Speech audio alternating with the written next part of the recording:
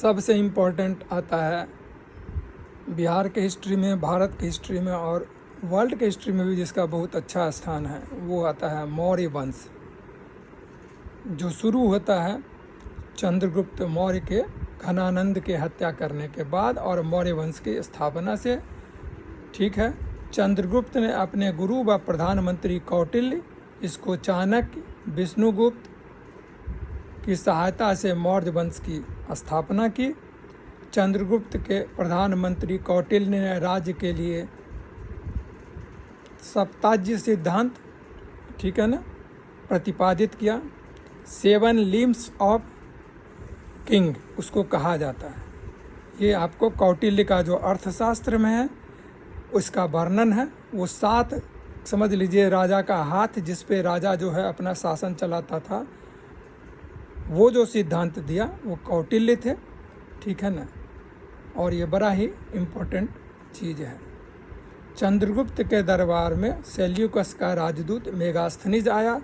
चंद्रगुप्त ने सिकंदर के सेनापति सेल्यूकस निकेतर को युद्ध में हराया तथा उसकी पुत्री हेलेना से विवाह किया।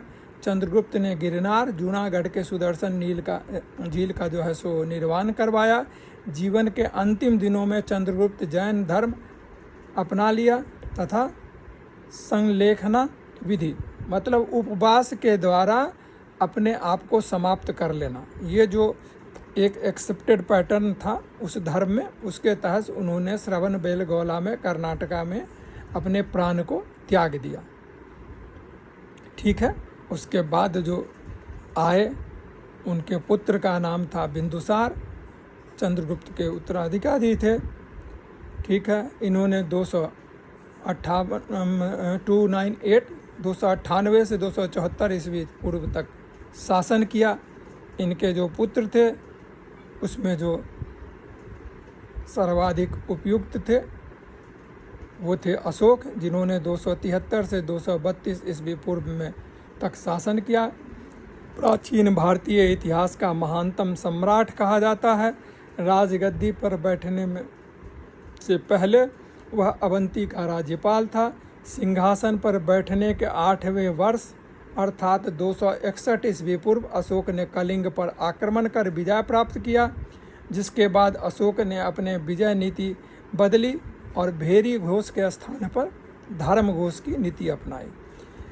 कहा जाता है कि इसमें इतने सारे लोग मारे गए जिसको देखकर उसका जो है सो इन सब चीज़ों से मन भिन्ना गया और उसने जो है सो धर्म का रास्ता अपना लिया।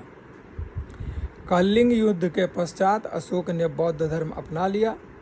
इनको बौद्ध धर्म में जो था सो मतलब बनाने वाला जो थे उनका नाम है उपगुप्त नामक बौद्ध भिक्षुक ने उन्हें बौद्ध धर्म में दीक्षित किया। कलिंग युद्ध एवं उसके परिणामों का वर्णन अशोक ने अपने 13वें शिलालेख में किया। मौर्य वंश का जो अंतिम शासक था उसका नाम बृहद्रथ था। ठीक है ना,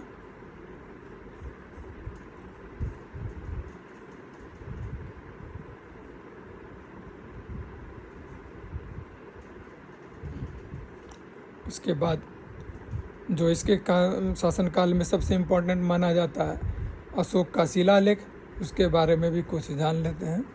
अशोक के शिलालेख। अशोक पहला शासक था जिसने अपने शिलालेखों के माध्यम से लोगों तक अपना संदेश पहुंचाया।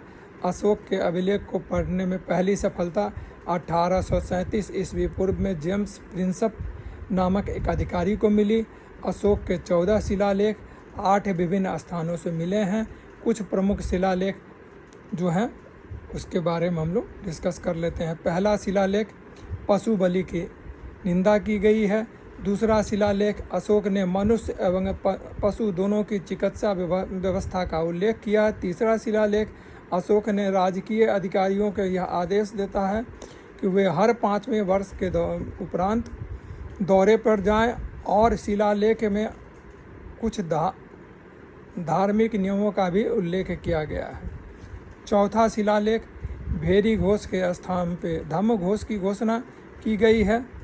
11वां शिलालेख धर्म की व्याख्या की गई है और 13वां शिलालेख जिसमें कलिंग युद्ध का वर्णन है और अशोक के हृदय परिवर्तन के बारे में बात कही गई है। इसके बाद जो है सो आता है मौर्योत्तर वंश, जिसमें आ जाएंगे शुंग वंश, कण्व वंश, सातवाहन, कलिंग का छेदी, इंडो ग्रीक, ये सब आएंगे। इसको यहीं पे विराम देते हैं और फिर उस पर जो है सो आगे बढ़ते हैं। धन्यवाद।